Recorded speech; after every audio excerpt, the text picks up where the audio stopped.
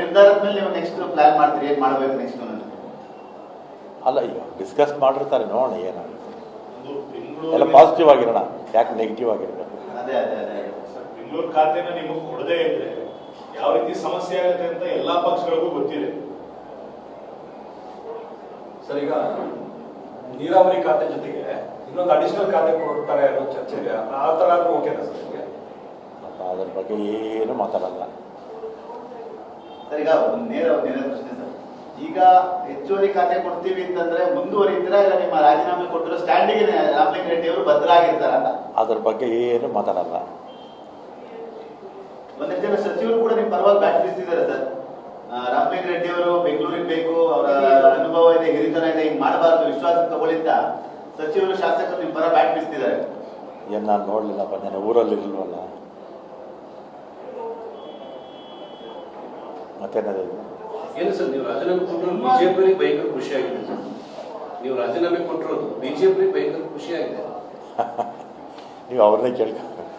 ನಿಮ್ಮ ಹಿರಿತನ, ನಿಮ್ಮ ಅನುಭವವನ್ನು ಬಳಸ್ಕೊಳ್ಳೋ ವಿಚಾರದಲ್ಲಿ ಕಾಂಗ್ರೆಸ್ ಹೈಕಮಾಂಡ್ ಮತ್ತು ಪಕ್ಷದ ನಾಯಕರು ವಿಫಲ ಆಗ್ತಾ ಇದ್ದಾರೆ ಅನಿಸ್ತಾ ಇದೆ. No comments. ಈಗ ಮಲ್ಲಿಕಾರ್ಜುನ್ ಖರ್ಗೆ ಅವರು ಮಾತನ್ನು ಹೇಳಿದ್ರು, ಈ ಗೊಂದಲಗಳೆಲ್ಲ ಮುಖ್ಯಮಂತ್ರಿಗಳೇ ನೋಡ್ಕೊಳ್ತಾರೆ, ಅವ್ರದೇ ಅಂತಿಮ ಅಂತಂದ್ರು. ಈಗ ನಿನ್ನೆ ಏನಾರ ಮುಖ್ಯಮಂತ್ರಿಗಳು ಹೇಳಿದ್ರ? ಅವ್ರದ್ದು ಹೈಕಮಾಂಡ್ ಅಂತಾರೆ. ಈಗ ಅಲ್ಲಿ ಯಾವ ಯಾವ ಹಂತದಲ್ಲಿ ಏನೇನಾಯಿತು ಅಂತ ನಮಗೂ ಗೊತ್ತಿಲ್ಲ ಅಲ್ವಾ. ನಾವು ನೋಡದೇ ಇರೋದನ್ನು ಊಹೆ ಮಾಡ್ಕೊಂಡು ಹೆಂಗೆ ಮಾತಾಡೋದು? ನಾವು ಯಾರನ್ನೂ ಬ್ಲೇಮ್ ಮಾಡೋಕ್ಕಾಗಲ್ಲ.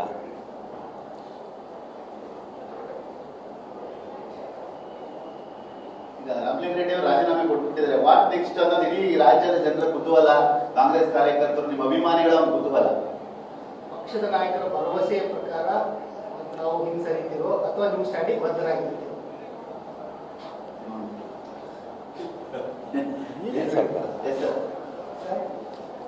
ಅದನ್ನು ಕ್ರಾಸ್ ಕ್ವಶನ್ಸ್ ಎಲ್ಲ ಆಗ್ತಾರೆ. ಹೈಕಮಾಂಡ್ ನಾಯಕರು ನಿಮ್ಮ ರಾಜೀನಾಮೆ ಅಂಗೀಕರಿಸಲ್ಲ ಅಂತ ಅಂಗೀಕರಿಸಲ್ಲ ಅಂತ ಹೇಳ್ತಾ ಇದ್ದಾರೆ. ನೀವು ನಿಮ್ಮ ನಿರ್ಧಾರಕ್ಕೆ ಏನು ಹೇಳ್ತೀನಿ ರೀ. ಸುರ್ಜೇವಾಲನು CM ಭೇಟಿ ಮಾಡಿದ್ದಾರೆ. ನಿನ್ನೆ ನಾವು CM ಮಾತಾಡಿದ್ವಲ್ಲ, ಅದನ್ನೆಲ್ಲ ಅವ್ರು ಕನ್ವೆ ಮಾಡಿರ್ತಾರೆ. ಅದಾದ್ಮೇಲೆ ಏನು ತೀರ್ಮಾನ ತಗೊಳ್ತಾರೆ?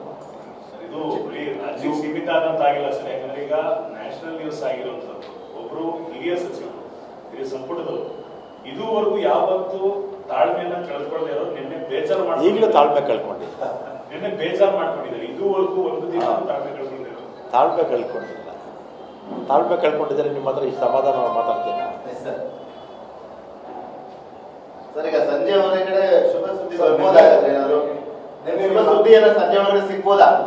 ನಿನ್ನೆ ನೀವು ಸ್ವಲ್ಪ ಬೇಜಾರಲ್ಲಿದ್ರಿ ಸರ್. ಇಲ್ಲ, ನಿಮ್ಮ ನೋಡಿದಾಗ ಅನಿಸ್ತಿತ್ತು ನಮಗೆ. ಇವತ್ತು ಸ್ವಲ್ಪ ಹ್ಯಾಪಿ ಆಗಿದ್ದೀರಾ ಅಂತ ನನಗೆ. ನೆನ್ನೆ ಇದೇ ಥರನೇ ಇತ್ತು. ನೆನ್ನೆ ಇದು ನೋಡಿ, ನಿಮ್ಮ TV ಇಂಟರ್ವ್ಯೂ ನೋಡಿದ್ವಿ ಸರ್. ಇದೇ ಥರನೇ ಇತ್ತು. ಅಲ್ಲಿ ನೀವು ಪ್ರಶ್ನೆಗಳಾಗ್ತಿರಲ್ಲ, ಆಗ ನಾನು ನೀವು ಉತ್ತರ ಕೊಟ್ಟಾಗ ನಿಮಗೂ ನಗು ಬರುತ್ತೆ, ನನಗೂ ನಗು ಬರುತ್ತೆ. ನೀವು ಸೀರಿಯಸ್ ಪ್ರಶ್ನೆಗಳಾಗ್ತಾ ಇದ್ರೆ ನಾವು ಸೀರಿಯಸ್ ಆಗಿದ್ದೀವಿ. ಕಾದು ನೋಡ್ತಿರೋ ಅಥವಾ ಯೋಚನೆ ಮಾಡ್ತೀರಾ ಸರ್ ಅಂತ? ಸರ್, ಈಗ ನಿಮ್ಮ ಕಾದು ನೋಡ್ತಿರೋ ಅಥವಾ ಯೋಚನೆ ಮಾಡ್ತಿರೋ ಅಂತ? ಪಂಚಾಯಿತಿ ಸರ್, ಈಗ ಒಂದು ನೇರ ಪ್ರಶ್ನೆ ಸರ್.